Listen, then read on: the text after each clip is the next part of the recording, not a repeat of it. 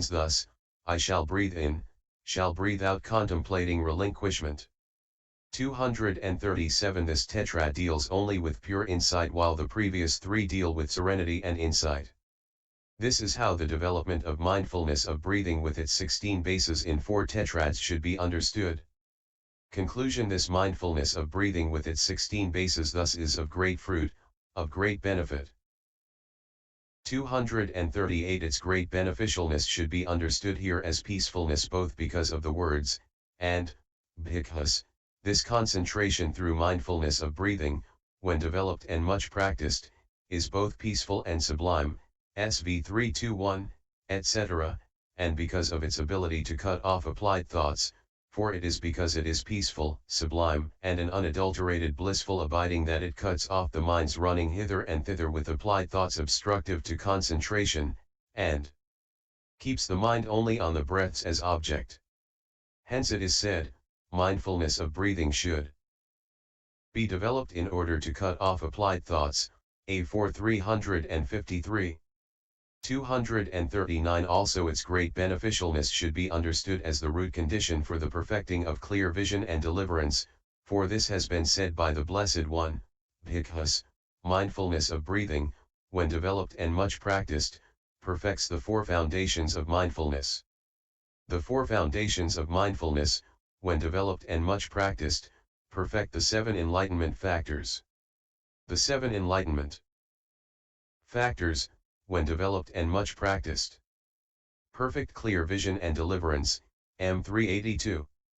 240 Again its great beneficialness should be understood to reside in the fact that it causes the final in-breaths and out-breaths to be known, for this is said by the Blessed One, Rahula, when mindfulness of breathing is thus developed, thus practiced much, the final in-breaths and out-breaths, too, are known as they cease, not unknown, MI 425F. 241 Herein, there are 3 kinds of breaths that are final because of cessation, that is to say, final in becoming, final in jhana, and final in death. 4. Among the various kinds of becoming, existence, in-breaths and out-breaths occur in the sensual sphere becoming, not in the fine material and immaterial kinds of becoming. That is why there are final ones in becoming. In the jhanas they occur in the first 3 but not in the 4th. That is why there are final ones in jhana. Those that arise along with the 16th consciousness preceding the death. Consciousness 292 cease together with the death consciousness. They are called final in death. It is these last that are meant here by final. 242 When a bhikkhu has devoted himself to this meditation subject, it seems, if he adverts, at the moment of arising of the 16th consciousness before the death consciousness, to their arising, then their arising is evident to him, if he adverts to their presence, then their presence is evident to him, if he adverts to their dissolution, then their dissolution is evident to him, and it is so because he has thoroughly discerned in-breaths and out-breaths as object. 243 When a bhikkhu has attained arahantship by developing some other meditation subject than this one, he may be able to define his life term or not. But when he has reached arahantship by developing this mindfulness of breathing with its 16 bases, he can always define his life term. He knows, my vital formations will continue now for so long and no more. Automatically he performs all the functions of attending to the body, dressing and robing, etc., after which he closes his eyes, like the elder Tissa who lived at the Kopavita monastery, like the elder Maha Tissa who lived at the Mahakaranjaya monastery, like the elder Tissa the alms food eater in the kingdom of Devaputta, like the elders who were brothers and lived at the Siddhalapavita monastery. 244 Here is one story as an illustration. After reciting the Padamokha, it seems, on the Aposatha day of the full moon, one of the 2 elders who were brothers went to his own dwelling place surrounded by the community of bhikkhus. As he stood on the walk looking at the moonlight he calculated his own vital formations, and he said to the community of bhikkhus, in what way have you seen bhikkhus attaining nibbana up till now? Some answered, till now we have seen them attain nibbana sitting in their seats. Others answered, we have seen them sitting cross-legged in the air. The elder said, I shall now show you one attaining nibbana while walking. He then drew a line on the walk, saying, I shall go from this end of the walk to the other end and return, when I reach this line I shall attain nibbana. So saying, he stepped onto the walk and went to the far end. On his return he attained nibbana in the same moment in which he stepped on the line. 293. So let a man, if he is wise, untiringly devote his days to mindfulness of breathing, which rewards him always in these ways. This is the section dealing with mindfulness of breathing in the detailed explanation. 10. Recollection of peace. 245. One who wants to develop the recollection of peace mentioned next to mindfulness of breathing, 3.105, should go into solitary retreat and recollect the special qualities of nibbana, in other words, the stilling of all suffering, as follows. Bhikkhus, in so far as there are dhammas, whether formed or unformed, fading away is pronounced the best of them, that is to say, the disillusionment of vanity, the elimination of thirst, the abolition of reliance, the termination of the round, the destruction of craving, fading away, cessation, nibbana, A234. 246. Herein in so far as means as many as. Dhammas means individual essences. 69. Whether formed or unformed, whether made by conditions going together, coming together, or not so made. 70. Fading away is pronounced the best of them. Of these formed and unformed dhammas, fading away is pronounced the best, is called the foremost, the highest. 247. Herein fading away is not mere absence of greed, but rather it is that unformed dhamma which, while given the names disillusionment of vanity, etc., in the clause, that is to say, the disillusionment of vanity, nibbana, is treated basically as fading away. 71. It is called disillusionment of vanity because on coming to it all kinds of vanity, intoxication, such as the vanity of conceit, and vanity of manhood, are disillusioned, undone, done away with. 72. And it is called elimination of thirst because on coming to it all thirst for sense desires is eliminated and quenched. But it is called abolition of reliance because on coming to its reliance on the 5 cords of sense desire is abolished. It is called termination of the round because on coming to it the round of the 3 planes of existence is terminated. It is called destruction of craving because on coming to it craving is entirely destroyed, fades away and ceases. It is called nibbana, extinction, because it has gone away from, nikanta, has escaped from, nisa, is dissociated from craving, which has acquired in common usage the name fastening, vana. Because, by ensuring successive becoming, craving serves as a joining together, a binding together, a lacing together, of the 4 kinds of generation, 5 destinies, 7 stations of consciousness and 9 abodes of beings. 73. 294. 248. This is how peace, in other words, nibbana, should be recollected according to its special qualities beginning with disillusionment of vanity. But it should also be recollected according to the other special qualities of peace stated by the Blessed One in the suttas beginning with, Bhikkhus, I shall teach you the unformed, the truth, the other sure, the hard to see, the undecaying, the lasting, the undiversified, the deathless, the auspicious, the safe, the marvelous, the intact, the unafflicted, the purity, the island, the shelter. S4 360 72.74.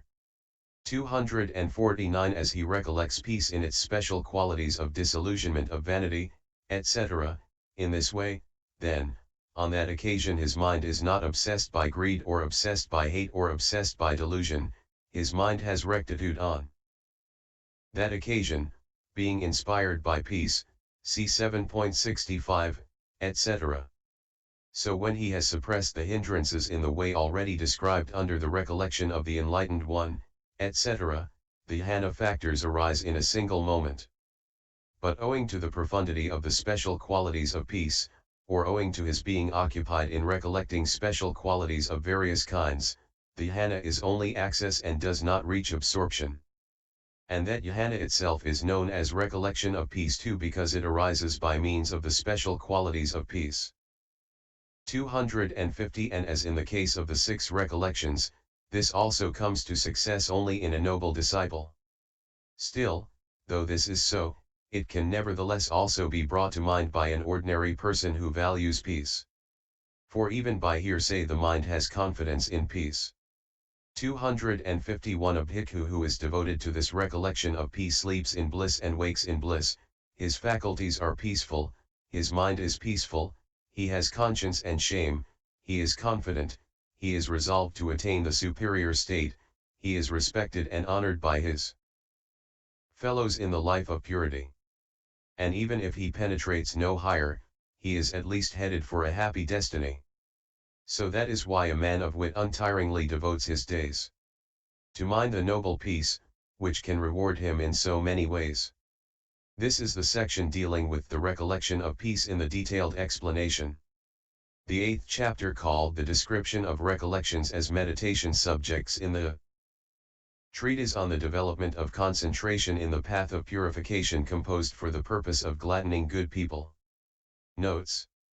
1. Amplifications are from Visam MH, p. 236. 2. The word etc. includes Nanda Yakha, Nanda Moava, and others, Visam MH 236. CAA 2 104, and MA 48. 3. For the expression Upaya Manasikara, attention as a right means, CMAI 64. 4. This line is not in the Sutta Nipata, but CD 2 120, note. 5. The Emperor Asoka is referred to. His name Asoka means sorrowless. This story is in the Asokavadana and Divyavadana, pages 429-434. 6. The references for the names here and in the following paragraphs are, Mahasamada, JA 3 454, 2 311, Mandatu, JA 2 311, Mahasudassana, D 2 169F, Dahanamai, D 3 59F, Nimai, JA 696F, Jodhika, Visam 12.41, Jala, 12.41, Uga, AAI 394, Miyodaka, 12.41F, Pulka, 12.42, Vasudev, JA 481F, Baladeva, JA 481F, Bhimasana, JAV 426, Yudhila, JAV 426, Koyura, JA 481. 7. Pabhuti, etc., this meaning is not in Ped, C 121. 8. Virtue, concentration, understanding, deliverance, knowledge, and vision of deliverance. 9. Payataya, drawing on, not in Ped, Visam might. P 240, reads Baudiya and explains by Pakagataya, come back. 10. Nayar, can know, form not in Ped, Visam MH explains by Nayanti. 11. Person, Adabhava, is the states other than the already mentioned life, feeling, and consciousness. The words just these alone mean that it is unmixed with self, Ada. Or permanence, Visam MH 242. Adabhava as used in the suttas and in this work is more or less a synonym for Sakya in the sense of person, body and mind, or personality, or individual form. See Piakarevs. In Ped and e.g. this chapter 35 and 11.54. When consciousness dissolves, the world is dead, just as in the case of the death consciousness, this world is also called dead in the highest, ultimate, sense with the arrival of any consciousness whatever at its dissolution, since its cessation has no rebirth linking, is cessation never to return. Nevertheless, though this is so, the highest sense this concept will allow, panati. Paramathaya, the ultimate sense will allow this concept of continuity, which is what the expression of common usage tissa lives, fussa lives refers to, and which is based on consciousnesses momentarily existing along with a physical support. This belongs to the ultimate sense here, since, as they say, it is not the name and surname that lives. Visum MH 242, 801. Something may be said about the word panati here. 24 kinds are dealt with in the commentary to the Pagalapanati. The Pagalapanati schedule, Matika, gives the following 6 panati, here a making known, a setting out of aggregates, bases, elements, truths, faculties, and persons. Pug 1, the commentary explains the word in this sense as pannapana, making known, and hapana, placing, quoting he announces, teaches, declares, panapati, establishes, CFM 3248, and also a well-appointed, supanatha, bed and chair. It continues, the making known of a name, namapanati, shows such and such dhammas and places them in such and such compartments, while the making known of the aggregates, kandhapanati, and the rest shows in brief the individual form of those making known, panati. It then gives 6 kinds of panati according to the commentarial method but not in the texts. 1. Concept of the existent, vijamana panati, which is the conceptualizing of, making known, a dhamma that is existent, actual, become, in the true and ultimate sense, e.g. aggregates, etc. 2. Concept of the non-existent, which is, for example, the conceptualizing of female, male, persons, etc., which are non-existent by that standard and are only established by means of current speech in the world. Similarly, such impossibilities as concepts of a fifth truth or the other sectarians atom, primordial essence, world soul, and the like. 3. Concept of the non-existent based on the existent, e.g. the expression, one with the 3 clear visions, where the person, one, is non-existent and the clear visions are existent. 4. Concept of the existent based on the non-existent, e.g. the female form, visible form, equals visible datum base, being existent and female non-existent. 5. Concept of the existent based on the existent, e.g. eye contact, both eye and contact being existent. 6. Concept of the non-existent based on the non-existent, e.g. banker's son, both being non-existent. Again 2 more sets of 6 are given as according to the teachers, but not in the commentaries. The first is, 1. Derivative concept, Upadapanati. This, for instance, is a being, which is a convention derived from the aggregates of materiality, feeling, etc., though it has no individual essence of its own apprehendable in the true ultimate sense, as materiality, say, has in its self-identity and its otherness from feeling, etc., or a house or a fist or an oven as apart from its component parts, or a pitcher or a garment, which are all derived from those same aggregates, or time or direction, which are derived from the revolutions of the moon and sun, or the learning sign or counterpart sign founded on some aspect or other, which are a convention derived from some real sign as a benefit of meditative development. These are derived concepts, and this kind is a concept, panati, in the sense of ability to be set up. Panapatava equals ability to be conceptualized, but not in the sense of making known, pannapana. Under the latter heading this would be a concept of the non-existent. 2. Appositional concept, Upanadapi. Many varieties are listed, namely, apposition of reference, second as against first, third as against second, long as against short, apposition of what is in the hand, umbrella in hand, knife in hand, apposition of association, earring wearer, topknot wearer, crest wearer. Apposition of contents, corn wagon. Depot, apposition of proximity, Indasala cave, Pyaoga cave, apposition of comparison, golden colored, with a bull's gate, apposition of majority, Padumasara Brahmin village, apposition of distinction, diamond ring, and so on. 3. Collective concept, Samadhanapi, example 8-footed, pile of riches. 4. Additive concept, Upanikitapi, e.g. 1, 2, 3, 5. Very similar concept, Tajapi refers to the individual essence of a given Dhamma, e.g. earth, fire, hardness, heat. 6. Continuity concept, Santatipi refers to the length of